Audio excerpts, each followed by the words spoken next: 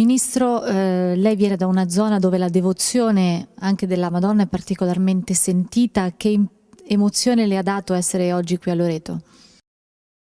Questo per noi è molto importante, la giornata di oggi è molto difficile spiegare emozioni, anche mettere sul campo delle parole, perché questa visita ha dato a noi un supporto spirituale, come la Russia, paese che ha affrontato tanti cambiamenti proprio a necessità, sia come paese che tutto il popolo, questo supporto spirituale, che noi partiamo da qua una parte di questo spirito per trasmetterla là ai nostri concittadini.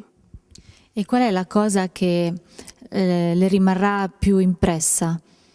Naturalmente gli incontri erano diversi, molto interessanti. Quello che rimane nel mio cuore è emozioni dopo la visita di Ravenna per toccare questa antichità.